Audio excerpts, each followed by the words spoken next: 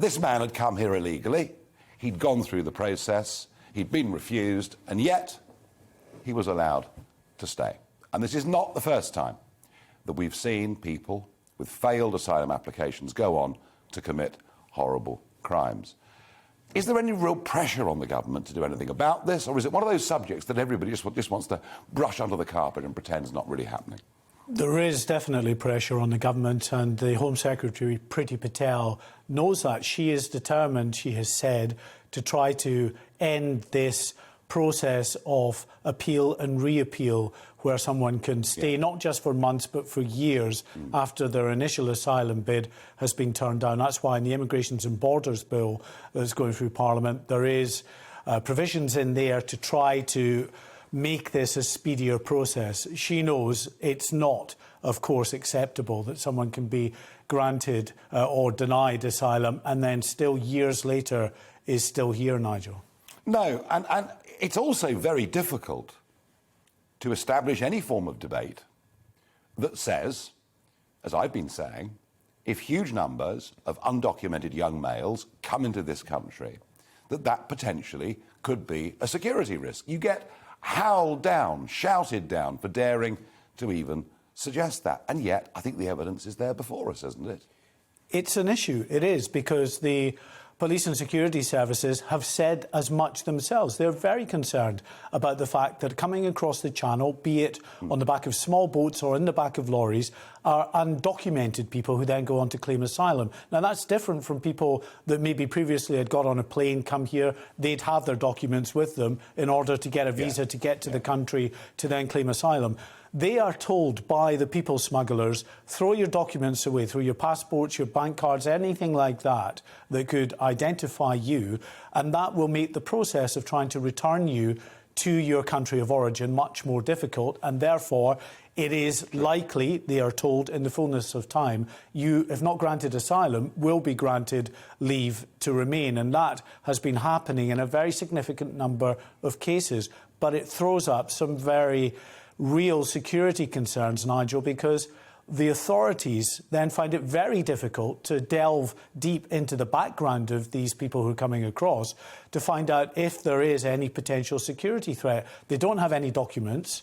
If they're not on a database, an international database, how can you check who they are? Can't find them. No, because they're coming often from countries, war-torn countries, with at best very dysfunctional governments who probably don't want them back in a lot of instances and have very little detail, if any, on what these people might have been up to in their own countries. And this problem getting worse, potentially, with what's happening in Belarus, what's happening up in Lithuania, or anyone that borders Belarus, seeing large numbers of people coming in. And I've heard one or two reports, interviews there, where people have come through or coming through those borders or trying to come through those borders, when they're asked where do they want to go, they're not saying Germany, they're saying the United Kingdom. And the people smugglers, the gangs in Calais, Boulogne, along that coast, I mean, having just the most incredible financial windfall. Do we see different kinds of people coming in through Lithuania and through Poland, or is it much the same as what's been happening already? I think the situation at the moment on the border between Belarus and Poland and Lithuania and Latvia is very pertinent to the concerns that we have here in the United Kingdom about the situation in the Channel with undocumented people coming across.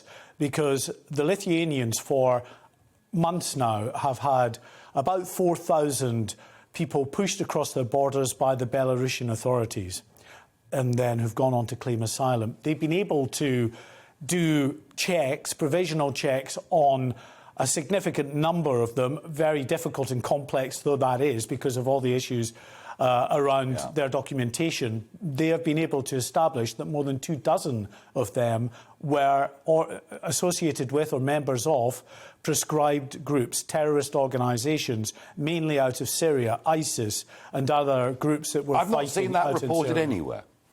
Yeah, I mean, it hasn't been widely reported, that is true. So but that's what the Lithuanian government have said about the security threat that they're facing and why they are so concerned about the fact that these people coming across the borders, many of them are undocumented, some might have documents. They've been able to do checks that has highlighted initially those 24 people. And it's also pertinent, I think, in terms of the asylum seeker issue as well, Nigel. If we think back, not just this attack that's happened in Liverpool involving an asylum seeker, but everybody remembers the Parson Green attack in 2017, when a device, the same makeup of this, the same TATP primer, didn't fully detonate, thankfully, but still injured 30 people on that District Line train at Parsons Green.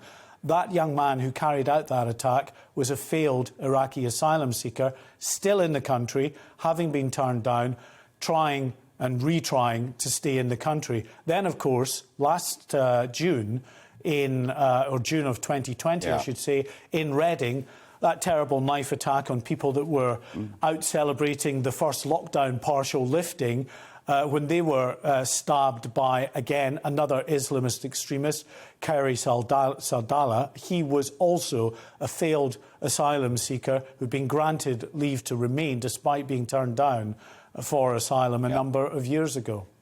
Mark White, thank you. You'd have thought, wouldn't you, at some point, perhaps mainstream media and our political class might wake up to the threats and the risk of all of that.